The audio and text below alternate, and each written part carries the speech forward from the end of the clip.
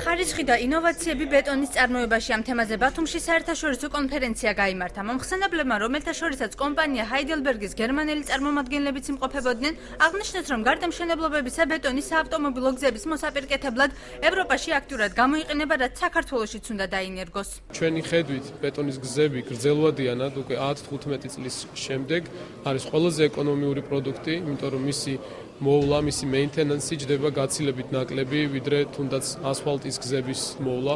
კონფერენციას დარგის საერთაშორისო ექსპერტები, ხარისხის მენეჯერები, სამშენებლო კომპანიებისა და საქართველოს რეგიონული განვითარებისა და ინფრასტრუქტურის მინისტრი ესწრებოდნენ. ჩვენ ძალიან ბევრ ინფრასტრუქტურულ პროექტს ვაკეთებთ, სადაც ხდება ცემენტის საფარის გამოყენება და აქედან გამომდინარე ჩვენ ჭირდება რაც შეიძლება ხარისხიანი ინფრასტრუქტურული პროექტების მიღება, ამიტომაც მნიშვნელოვანია ამ უცხოურ გამოცდილებაზე დაყრდნობით შევიძინოთ მეტი გამოცდილება ჩვენ ადგილზე და უკეთესი ინფრასტრუქტურული პროექტების შექმნა. დავით ნარმანიამ აღნიშნული თემის გარდა ჩვენს მიერ დასმულ შეკითხვებსაც უპასუხა მინისტრის განცხადებით, ხელისუფლება ქობულეთში სანაპირო ზოლის მოსაწესრიგებლად და სტიქიის შედეგად დაზარალებული ოჯახების დასახმარებლად მუშაობას განაგრძობს.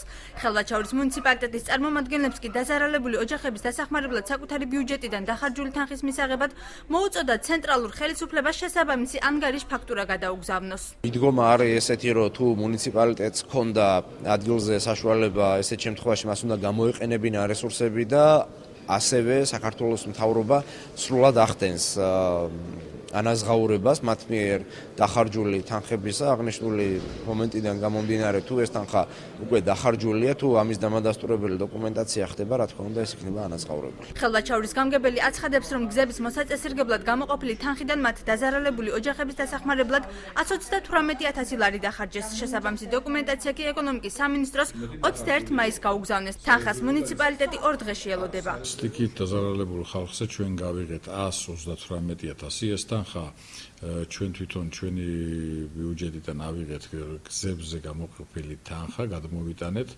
სტიქით დაზარალებული ხალხისთვის და ეხლა ეკონომიკის სამინისტროს უკვე განკარგულება გაცემული აქვს და ეს თანხა ხვალესზე დაждდება ისევ ჩვენს ანგარიშზე. ხელვაჩაურის გამგეობამ სახურავი სულ 9 ოჯახს შეუკეთა, რამდენიმე ათეული ოჯახისთვის კი 3,040 ცალი გადასახური მასალა შეიძინა.